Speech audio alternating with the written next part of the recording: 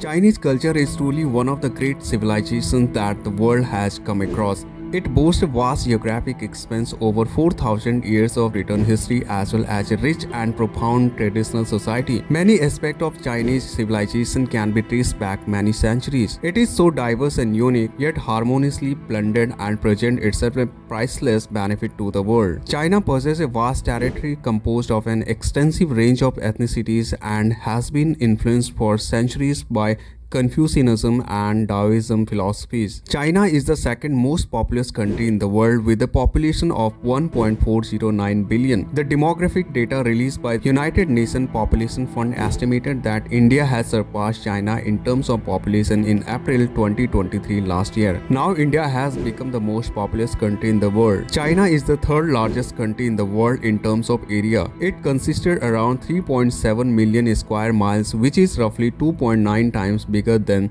the size of India. If I talk about the religion in China, the religion in China is diverse and most of the Chinese people are either non-religious or practice a combination of Buddhism and Taoism with the Confucian worldview, which is collectively termed as Chinese folk religion. The People's Republic of China is officially an atheist state, but the government formally recognizes 5 religions, and these are Buddhism, Taoism, Catholicism, Protestantism, and Islam. The National Survey, which was conducted during the early 21st century, estimated that an estimated 80% of the Chinese population practice some forms of folk religion for a total of over 1 billion people. Around 13 to 16% are Buddhist, 10% are Taoists, 2.53% are Christians, and 0.83% are Muslims. But according to China Family Panel studies of 2016, 73.56% have no religion or Chinese folk religion, 15.87% follow Buddhism, 7.6% are Taoism, folk sects and other religious organizations, 2.53% follow Christianity, and 0.45% follow Islam in China. In this episode, we will talk about the super minority of 0.45% of people who follow Islam in China, and will also talk about how China treated these people who follow Islam and what challenges they faces in this country, which is a communist country and the country who is not a democratic country. 56 Muslim ethnicities reside in China, but the vast majority of Chinese Muslim adults come from 10 ethnic minority groups among 56 ethnicities that traditionally practices Islam. The two largest ethnicities are the Hui group and the Uyghur people, and the other groups except Hui and Uyghurs are Kazakh, Xinjiang, Kyrgyz, Salar, Tajik, Baon, Uzbek, Tatar, and others. There were roughly 18 million Muslim adults in China in 2020, which accounting for 1.6% of China adult population, in which the two largest subgroups were Hui, who contributed around 8.3 million adults, and followed by Uyghurs, who contributed around 7.7 million adults. Most Uyghur and the Hui people belong to the Sunni branch of Islam, but they differ in other ways. There is less certainty about the size of the Muslims population in China. Most of the Chinese Muslims live in the country's northwestern region, particularly in the area of Xinjiang, Gansu, Qinghai, and Ningxia. There is a particularly heavy concentration of Kazakh, Kyrgyz, Tajik, Tatar, and Uzbek people in Xinjiang. Nearly all of China's Uyghurs,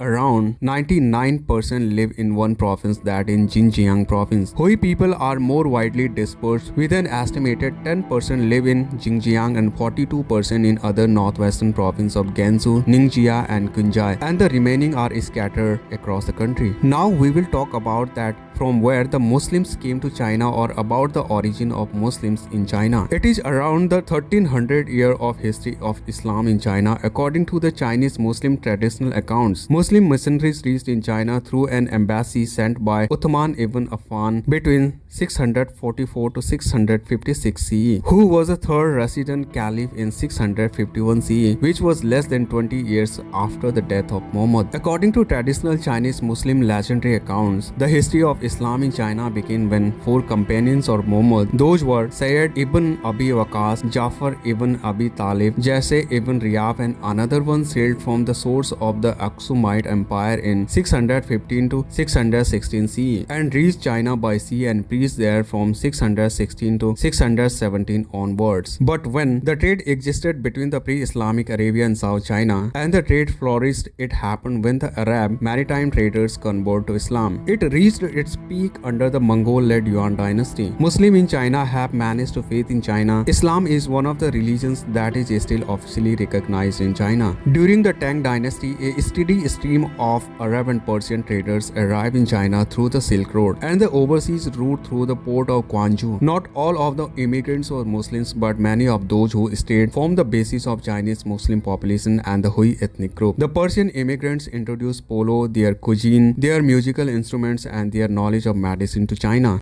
During the Song dynasty, many Muslims came to China to trade, and these Muslims began to have a great economic impact and influence on the country. And during this era, Muslims in China dominated foreign trade and the import-export industry to the south and west. The Yuan dynasty of China continued to maintain an excellent relationship with other nomadic tribes of Mongolian plateau. The ethnic Mongol emperors of the Yuan dynasty elevated the status of foreigners of all religions and placed many foreigners such as Muslims, Persian and Arabs and others in high-ranking posts instead of native Confucian scholars and using many Muslims in administration of China. During the Ming dynasty, Muslims continued to flourish in China. During Ming rule, the capital Nanjing was center of Islamic learnings. Later on, when the People's Republic of China was founded in 1949, in the aftermath of Chinese communist revolutions between 1946 to 1950, during the evolving of cultural revolution in China, Islam along with other religions were persecuted by the atheist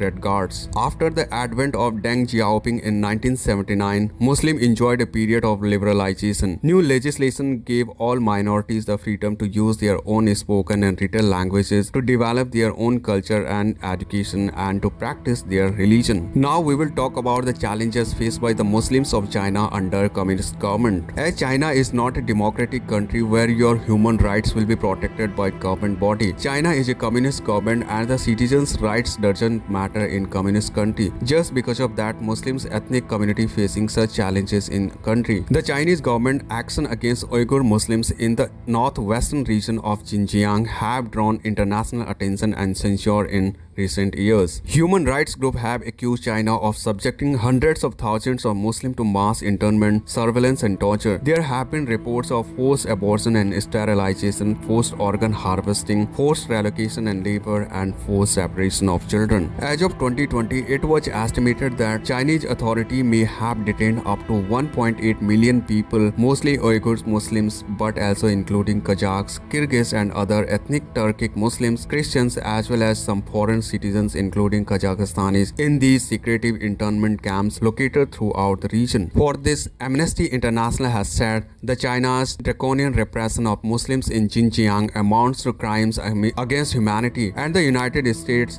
State Department has described China's treatment of Uyghurs as genocide. In 2022, the United Nations High Commissioners for Human Rights issued a report and said that such arbitrary discrimination, detention of such Muslims group is an international crime. In response to these allegations, in July 2022, China tried to stop the release of a United Nations report detailing abuses against Muslims, and Chinese officials have said such camps in Xinjiang are for vocational education and training and are meant to counter religious extremism and poverty in the region. After the 2009 riots in Urumqi, the capital of the Xinjiang Uyghur Autonomous Region, the Chinese government labeled the riots as terrorism arising from Islamic extremism and expanded regulation and surveillance in the name of de-extremization. Many religious practices among Uyghurs and other Muslim majority ethnic groups in Xinjiang that previously was respected as ethnic customs now face tight regulation. For instance, the government has banned face covering, that is hijabs or burqa, in public. At the same time, the government made it illegal for parents to let children attend religious authorities or religious schools. The government has cracked down on underground Muslim schools and study groups. The government increased penalty penalties on Muslims who follow traditional Islamic marriages in diverse laws. Chinese government also has intensified the enforcement of restrictions on the number of children allowed Uyghur Muslims and severely punished those who exceed the limits. In 2000s, China has used the global war on terror to frame separatist and ethnic unrest as acts of Islamist terrorism to legitimize its policy in Xinjiang. According to an academic scholar, David Tobin, Chinese educations about Uyghurs tend to frame Uyghur identities as racialized, culturally external existential threat to be defeated by state violence or teaching them to be Chinese. Mosques, Muslim shrines and cemeteries in Xinjiang have been the target of systematic destruction. An estimated more than 16,000 mosques have been destroyed or damaged, minarets have been knocked down and decorated features scrubbed away or painted over. Uyghur students have been shifting in residential schools which are far from their home communities where they cannot speak Uyghurs. Uyghur intellectuals have been imprisoned, detained or disappeared by Chinese government.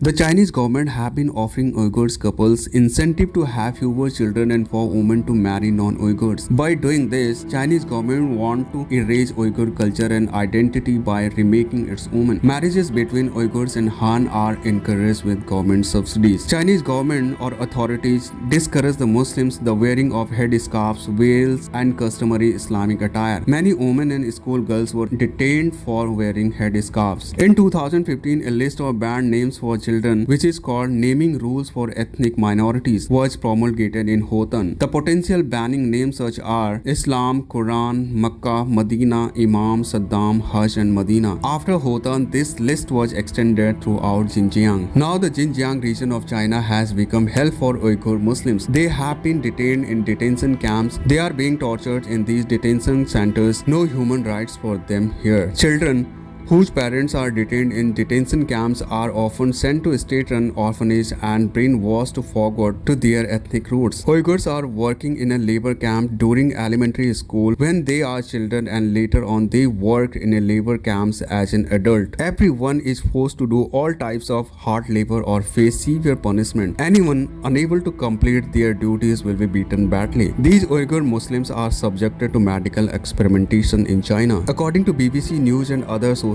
reported that organized mass rape and sexual torture carried out by Chinese governments in these internment camps. Multiple women who were formerly detained in the Xinjiang internment camps have publicly made accusation of systematic sexual abuse, including rape, gang rape, and sexual torture, such as forced vaginal and anal penetration with electric batons and rubbing chili pepper paste on genitals. Outside internment camps, China performs regular pregnancy checks on minority women within Xinjiang. Because of this, a demographic imbalance is going on in the southern Xinjiang, which is the core issue in this region. Since 2018, over 1 million Chinese government workers began forcefully living in the homes of Uyghurs family to monitor and assess resistance to assimilation as well as to watch for frown upon religious and cultural practices. Now we will talk about what is the world view on it. Several countries like United States, United Kingdom, Canada and the Netherlands have accused China of committing genocide, which is a crime against humanity. Time to time, United Nations Human Rights Committee highlights such reports related to Chinese extortion or crimes against Muslims in their country, especially in Xinjiang. Now the question comes here is that why is China targeting Uyghurs in Xinjiang? And the reasons are Chinese officials are concerned that Uyghurs hold extremist and separatist idea and they view the camps as a way of eliminating threats to China's territorial integrity and government and population.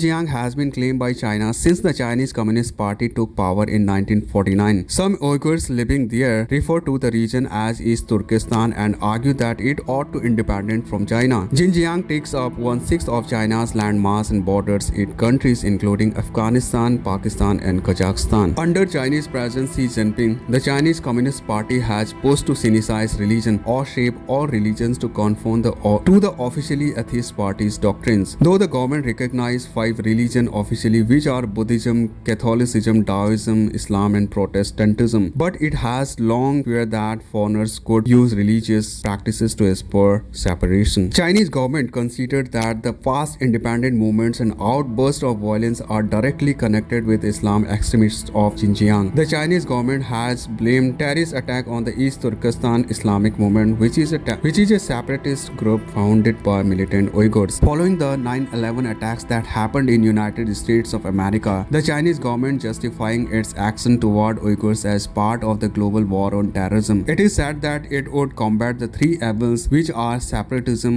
religious extremism, and international terrorism at all costs. In 2009, the riots in the capital of Xinjiang, that is Urumqi, broke out and mostly Uyghurs demonstrators protested against state-incentivized Han Chinese migration in the region and widespread economic and cultural discrimination. After this incident, in the eyes of Beijing, all Uyghurs could potentially be terrorists or terrorist sympathizers. In 2017, Xinjiang's government passed an anti-extremism law that prohibited people from growing long beards and wearing hijab, burqa, or veils in public. Xinjiang is becoming an important link in China's Belt and Road Initiative, which is a massive development plan stretching through Asia and Europe. China hopes to eradicate any possibility of separatist activity to continue its development of Xinjiang, which is home to China's largest coal and natural gas reserves.